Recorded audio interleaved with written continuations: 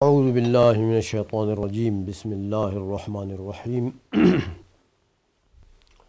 معزز حاضرین و ناظرین، گزشتہ درس میں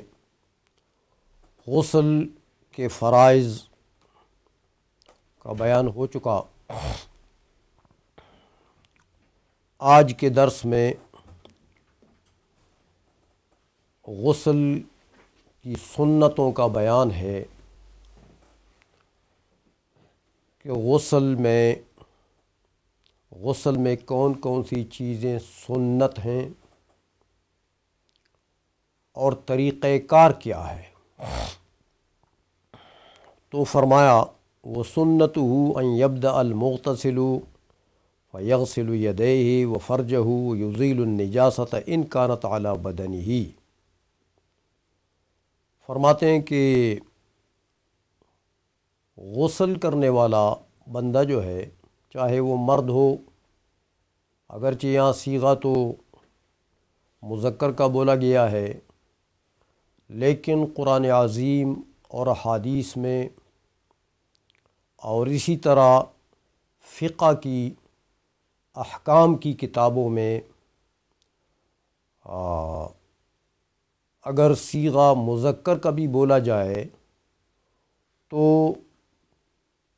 جتنی مؤنثات مکلف ہیں وہ سب کی سب طبعاً اس میں داخل ہوتی ہیں، اس لیے عورتیں بھی اس میں داخل ہیں، اور عورتوں کے لیے بھی یہی چیزیں جو مردوں کے لیے سنت ہیں غسل میں، یہی عورتوں کے لیے بھی ہیں۔ اور جہاں کہیں کوئی فرق ہوتا ہے وہاں یہ ہمارے فقہا وہ فرق جو ہے وہ بتاتے ہیں۔ کہیں نماز میں فرق ہے، عورت کی نماز کے طریقہ کار میں، یا دوسرے معاملات میں کہیں فرق ہے، تو وہ فرق کو وہ چھوڑتے نہیں ہیں، بلکہ اپنے اپنے محل میں اس کو بھی ساتھ ساتھ بیان فرماتے ہیں۔ تو فرمایا کہ مغتسل کوئی بھی ہو، عورت ہو یا مرد ہو، مکلف ہو،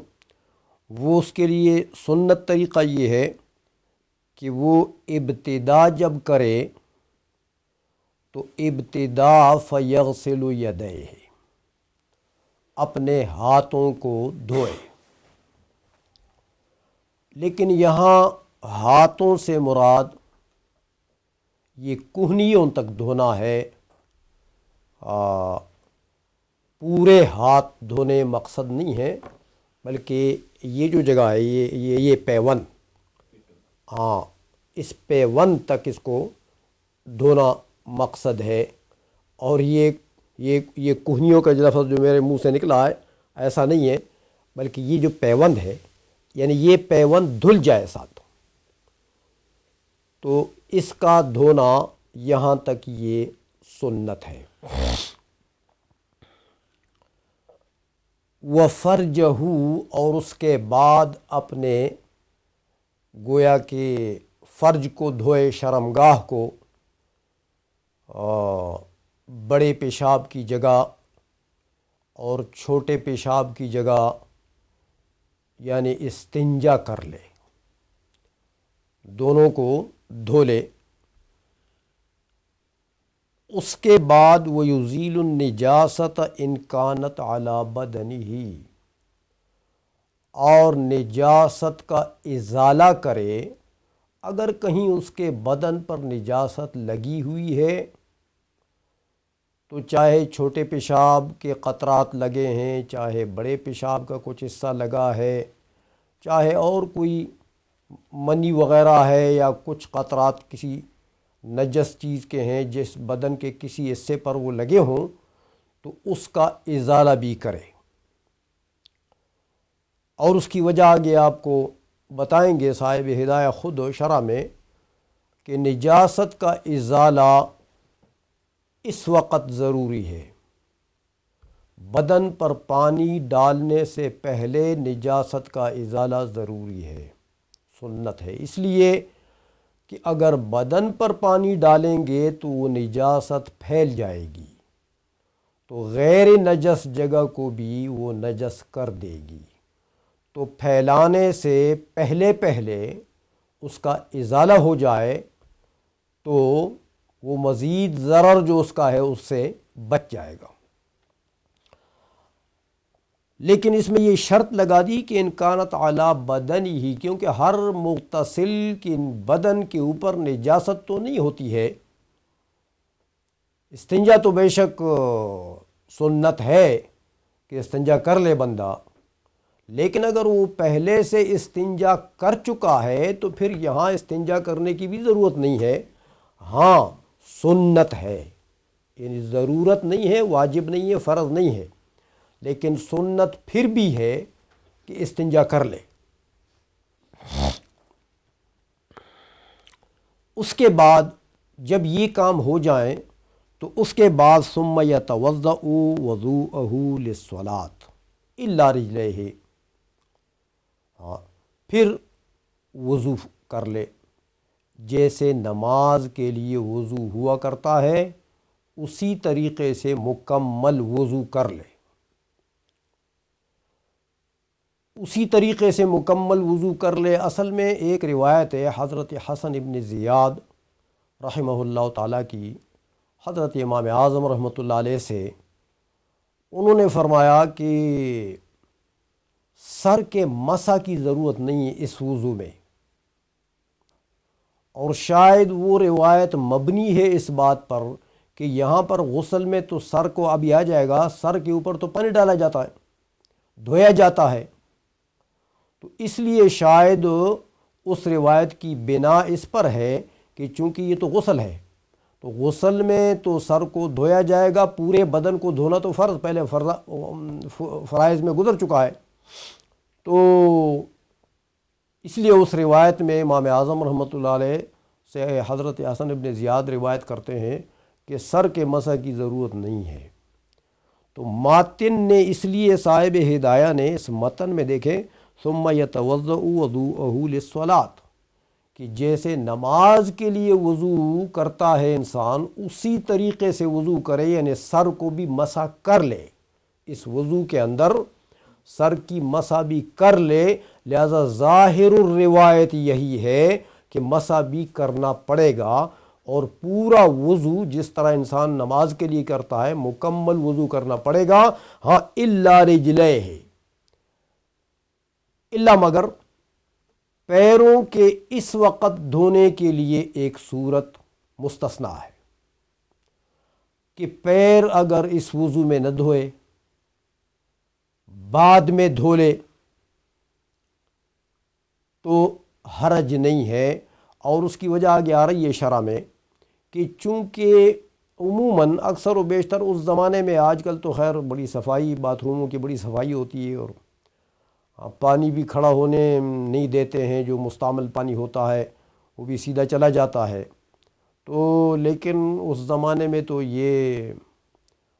باتھ روم کی صفائی اتنی نہیں ہوتی تھی، نہ باتھ روموں کے اوپر اتنا خرچہ ہوتا تھا جیسے آج کل ہوتا ہے، تو اس زمانے میں عموماً ایسا ہوتا تھا کہ مغتسل میں یعنی باتھ روم میں مستعمل پانی کھڑا رہتا تھا، جس پانی سے غسل کیا وہ پانی وہاں پر سارا یا اس کا کچھ حصہ جمع ہوتا تھا، پورا پانی جو ہے وہ فرش سے نکلتا نہیں تھا، تو جب مستعمل پانی کھڑا تھا اس لیے حکم یہ دیا کہ پیر وضو کر کے پیر ابھی نہ دھوئے۔ سمجھ میں آ گئی ہے؟ جب غسل مکمل ہوگا تو مکمل ہونے کے بعد جب یہ اس مستعمل پانی کے وہ جگہ سے یہ نکلے گا تو اس وقت آخر میں پیر دھو لے۔ اس کی وجہ یہ ہے کہ مستعمل پانی میں 3 اقوال ہیں ہمارے مذہب کے اندر۔ ایک قول یہ ہے کہ مستعمل پانی جو ہے وہ پلید ہے، نجس ہے۔ دوسرا قول یہ ہے کہ مستعمل پانی نہ پاک ہے اور نہ پاک کرنے والا ہے، خود بھی پاک نہیں ہے، دوسرے کو بھی پاک کرنے والا یا یہ کہ خود پاک ہے لیکن دوسرے کو پاک کرنے والا نہیں ہے؟ سمجھ میں آئیے؟ تو تیسرا قول یہ ہے کہ نہیں، مستعمل پانی بالکل پاک ہے۔ اصل میں ان اقوال کی بنا جو ہمارے مذہب کے اندر آئی ہے، حضرت امام اعظم رحمۃ اللہ علیہ جو ہمارے امام ہیں، ہم جن کے مقلد ہیں، ان کا صرف علم ظاہر میں رتبہ نہیں ہے، بلکہ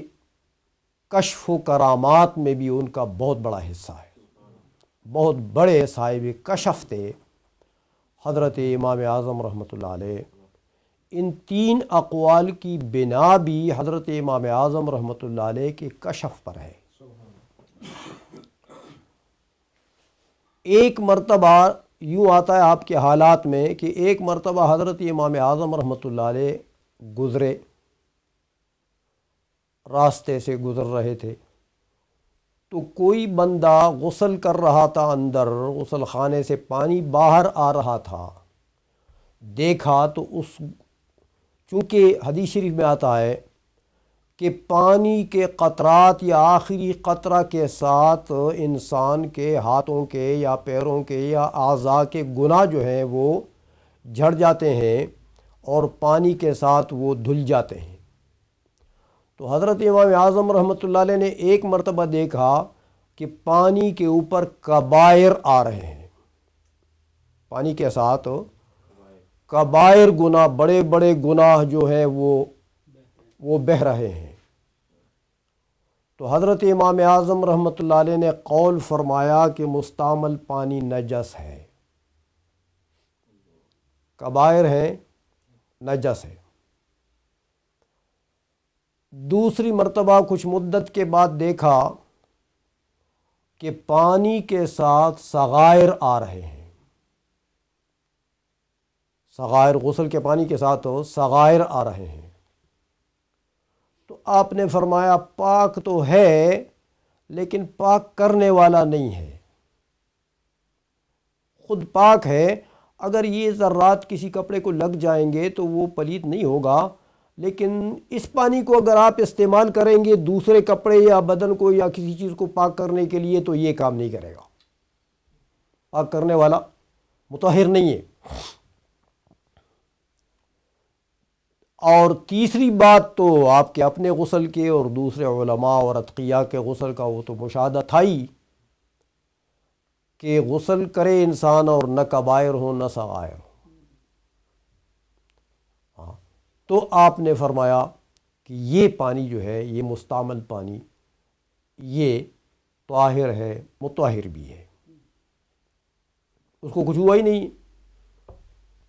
سمجھ میں آ گئی ہے؟ اس لیے یہ تین اقوال کی جو بنا ہے یہ مختلف مواقع کے اوپر حضرت امام اعظم رحمۃ اللہ علیہ کے کشف پر مبنی ہے یہ چیزیں، لیکن وہ اہل کشف تو تھے، دیکھتے تھے، ہاں، جو معنوی چیزیں جو ہماری نظر اور ہماری محسوسات میں سے نہیں ہیں، ہمارے نزدیک وہ گویا کہ معقولات ہیں یا غیر محسوس چیزیں ہیں، وہی چیزیں ان کے لیے محسوس تھیں۔ تو اس لیے ان اقوال کی بنا ہے۔ تو یہ یہاں پر بھی جو صاحب ہدایہ نے استثناء کر دیا کہ وضو تو پورا کر لے انسان لیکن پیر نہ دھوئے، تو اس کی وجہ آگے آ رہی ہے، میں نے عرض کر دیے۔ ثم یفیض الماء علی راسہ وسائر جسدہ ثلاثا، جب وضو پورا کر لیں تو وضو کرنے کے بعد پھر پانی بہا دے علی راسہ، اپنے سر پر، وسائر جسدہ، اور اپنے باقی بدن کے اوپر بھی، ثلاثاً، 3 مرتبہ۔ اب یہ تو بتا دیا کہ سر پر تو پانی بہا دے، باقی بدن کے اوپر بھی بہا دے 3 مرتبہ، لیکن طریقہ کار کیا ہو، کیسے بہائے؟ تو سنت طریقہ جو احادیث میں آتا ہے وہ 2 طریقے آتے ہیں۔ ایک طریقہ کار یہ ہے کہ پہلے 3 مرتبہ دائیں کاندھے پر، 3 مرتبہ پانی بہا دے، اس کے بعد 3 مرتبہ بائیں کاندھے پر پانی بہا دے، اس کے بعد 3 مرتبہ سر پر بہا دے۔ ایک طریقہ یہ آتا ہے حدیث شریف میں۔ دوسرا یہ طریقہ آتا ہے کہ 3 مرتبہ دائیں کاندھے پر، ابتدا دائیں سے ہو، اس کے بعد 3 مرتبہ سر پر، اس کے بعد 3 مرتبہ بائیں کاندھے پر۔ تمام بدن کے اوپر پانی جو ہے وہ اس طریقے سے گویا کہ بہہ جائے گا۔ اچھا، ثم يتنحى عن ذلك المكان، دیکھیں فيغسل رجليه، فرمایا اب اس جگہ سے ہٹ جائے گا۔ جب یہ 3 مرتبہ پانی جو ہے سارے بدن کے اوپر بہہ جائے تو اس جگہ سے جہاں یہ کھڑا ہے غسل کر رہا ہے، جہاں باقی پانی جو ہے اس کے بدن سے گر رہا ہے، اس جگہ سے ہٹ جائے، اور فیغسل رجليه، تو اپنے پیروں کو بھی اب دھو لے۔ یہ غسل کا طریقہ اور غسل کے اندر جو سنت طریقہ ہے اور جو سنتیں ہیں وہ آپ کو بتا دی ہیں۔ فرماتے ہیں کہ چونکہ ہماری فقہ کی بنیاد جو دلائل تفصیلیہ پر ہے، جو مجتہدین نے اخذ کیا ہے دلائل تفصیلیہ سے، تو صاحب ہدایہ چونکہ ان حدیث کو بھی بیان فرماتے ہیں، اس لیے اس کے ساتھ ساتھ یہ بھی فرمایا کہ ہاکذا حکت میمونۃ اغتسال رسول اللہ صلی اللہ علیہ وسلم، اسی طرح ام المومنین حضرت میمونہ رضی اللہ تعالی عنہا نے حضور نبی کریم صلی اللہ علیہ وسلم کے غسل کی حکایت فرمائی ہے، بیان فرمایا ہے آپ نے کہ حضور نبی کریم صلی اللہ علیہ وسلم نے غسل اس طریقے سے فرمایا ہے۔ ام المومنین کی روایتیں دیکھیں، بیوی جو ہے وہ شوہر کے یہ جو مخفی چیزیں ہوتی ہیں اس کا علم بیوی کو زیادہ ہو سکتا ہے اس قسم کی باتوں کا۔ سمجھ میں آ گئی ہے؟ حضرت عبداللہ ابن عباس کی چونکہ یہ خالہ ہے، حضرت میمونہ رضی اللہ تعالیٰ عنہ حضرت عبداللہ ابن عباس کی خالہ ہیں، اس لیے عبداللہ ابن عباس ان سے روایت کرتے ہیں، اپنی خالہ سے، اس حدیث کی۔ کیا حضور نبی کریم صلی اللہ علیہ وسلم کی زندگی ہے! آپ دیکھیں غسل خانے کی باتیں بھی اندر اور مخفی نہ رہیں، غسل خانے کی باتیں، حضور کی ظاہری زندگی اور باطنی زندگی سب عیان ہے بالکل، لیکن کمال یہ ہے کہ ظاہری اور باطنی زندگی، دروازے کے اندر کی زندگی اور دروازے کے باہر کی زندگی، سب سے کتابیں بھری پڑی ہیں، لیکن کسی کو حضور نبی کریم صلی اللہ علیہ وسلم کی باطنی زندگی پر بھی اعتراض کا موقع نہیں مل رہا۔ سمجھ میں آ گئی؟ یہ حضور کی باطنی زندگی ہے، غسل خانے کے اندر کی باتیں ہیں، اس سے زیادہ مخفی چیزیں اور کیا ہوں گی؟ سمجھ میں آ گئی ہے؟ حضور کی یہ زندگی بھی جو غسل خانے کی زندگی ہے اس سے بھی حدیثیں بھری پڑی ہیں، لیکن وہ امت کی ہدایت کے لیے، اس کی روایتیں جو ہوتی ہیں امت کی ہدایت کے لیے، کہ امت بھی اپنے نبی کو فالو کر سکیں کہ حضور نے غسل خانے کے اندر یہ افعال کیے ہیں، یہ اعمال کیے ہیں، لہذا تم بھی اس طریقے سے غسل کیا کرو۔ اچھا، اب وہ وجہ بتا رہے ہیں جو میں نے آپ کو پہلے بتا دی ہے کہ باقی وضو تو پورا صحیح طریقے سے کریں لیکن پیروں کو مؤخر کریں۔ فرماتے ہیں ہدایہ میں کہ وَإِنَّمَا يُؤَخِّرُ غَسْلَ رِجْلَيْهِ لِأَنَّهُمَا فِي مُسْتَنْقَعِ الْمَاءِ الْمُسْتَعْمَلِ، فرماتے ہیں کہ یہ غسل میں باقی تو وضو صحیح کر لے گا، لیکن پیروں کو کا دھونا جو ہے وہ مؤخر کر لیں، بعد میں جب نکلے تو غسل پیروں کو دھو لیں۔ فرماتے ہیں یہ کیوں کہ لِأَنَّهُمَا فِي مُسْتَنْقَعِ الْمَاءِ الْمُسْتَعْمَلِ، کہ یہ دونوں پیر تو کدھر پڑے ہوئے ہیں جب یہ غسل کر رہے ہیں، یہ وضو کر رہے ہیں، دونوں پیر ادھر ہیں جہاں مستعمل پانی جمع ہوتا ہے۔ تو غسل خانوں میں پہلے ایسا ہی ہوتا تھا، تو جہاں مستعمل پانی جمع ہوتا ہے پیر ادھر لگے ہوئے ہیں، اس لیے فلا یفید الغسل، تو اگر پیروں کو وضو کے ساتھ دھو بھی لیتے تو اس دھونے کا کوئی فائدہ تو تھا نہیں، اس لیے پھر دوبارہ دھونا پڑتا، دوبارہ پیروں کو دھونا پڑتا۔ اس لیے فرمایا کہ پیروں کے دھونے کو مؤخر کر دیں، باقی وضو ٹھیک ہے، جیسے وضو نماز کے لیے انسان کرتا ہے اسی طرح وضو کر لیں، سر کو بھی مسح کر لیں اور پیروں کو مؤخر کریں، جب نکلیں باقی بدن پر بھی پانی پھیر لیا تو جب نکلیں تو اس سے پہلے پیروں کو دھو لیں۔ حتی لو کان علی لوح، ہاں کہتے ہیں اگر کوئی ایسی جگہ مہیا ہے جس طرح آج کل ہوتا ہے، ہاں غسل خانے کے اندر اگر کوئی تختہ پڑا ہوا ہے، تختہ پڑا ہوا ہے تو پانی نیچے چلا جاتا ہے، مستعمل پانی وہاں رکتا نہیں ہے، یہ تختے کے اوپر کھڑا ہے یا بیٹھا ہے، تو پیر بہرحال مستنقع میں نہیں ہے، یعنی پانی جمع ہونے کی جگہ میں نہیں ہے، تو اس صورت میں فرماتے ہیں کہ لا یؤخر، پھر پیروں کو مؤخر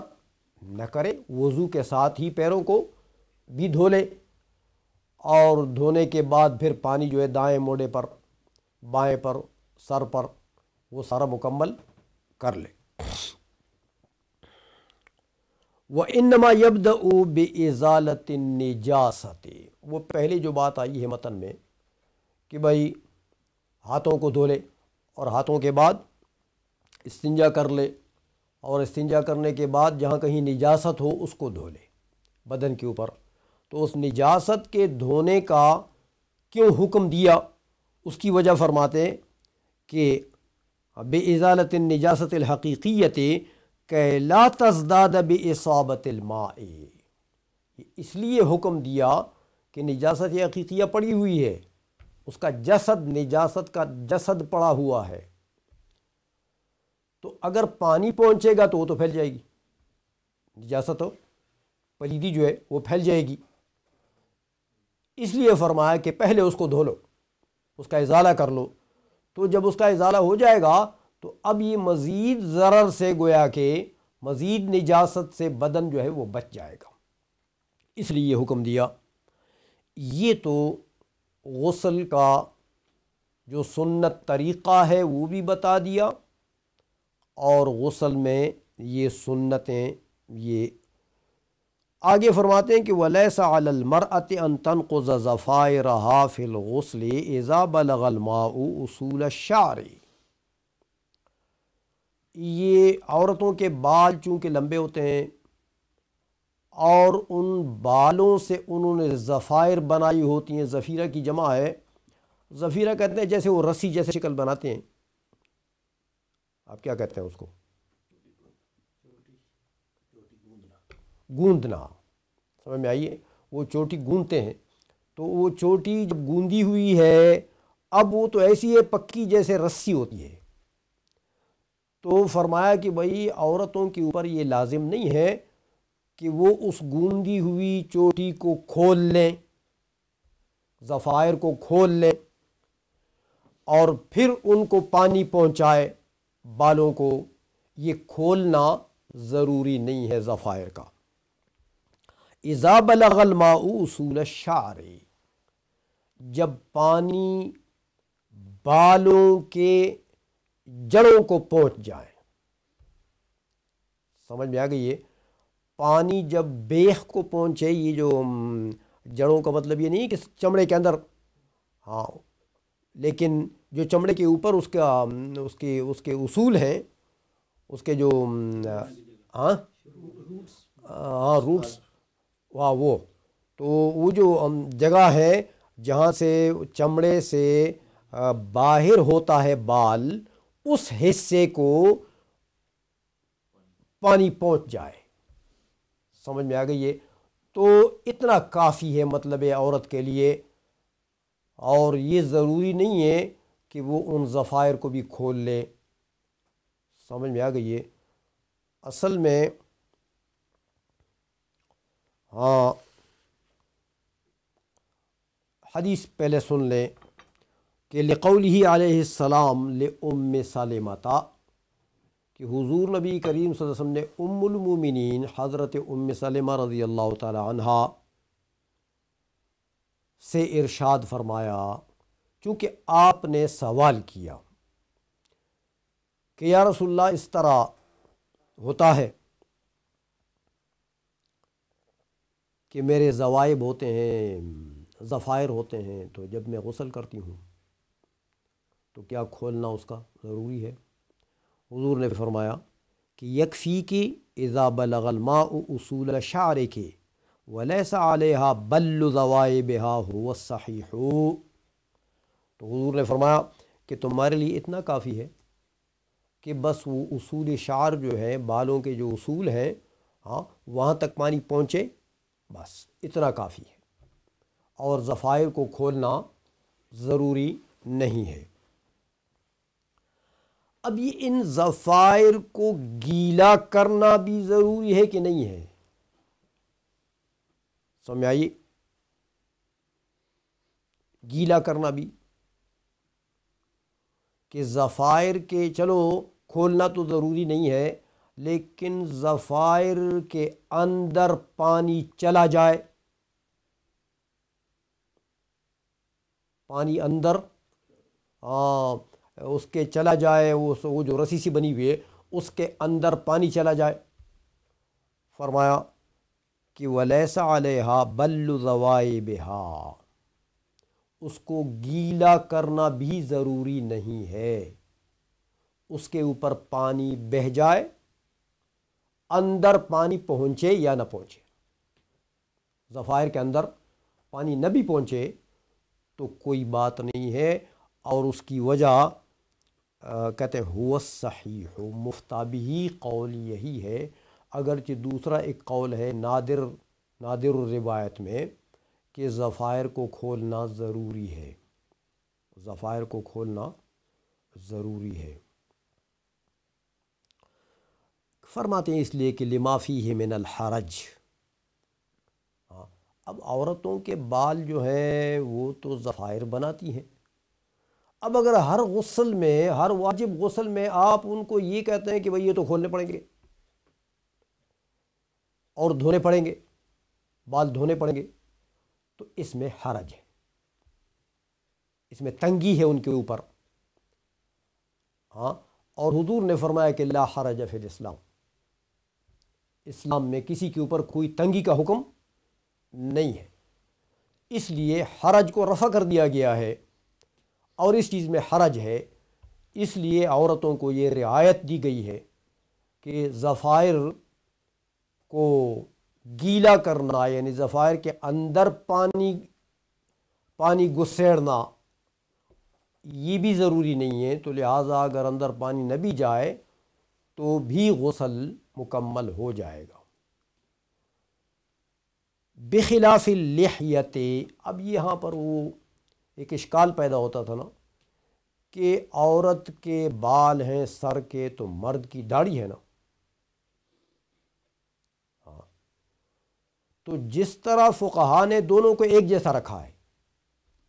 دیکھیں فقہا فرماتے ہیں کہ عورت کے بال منڈانا، سر کے بال عورت کے لیے منڈانا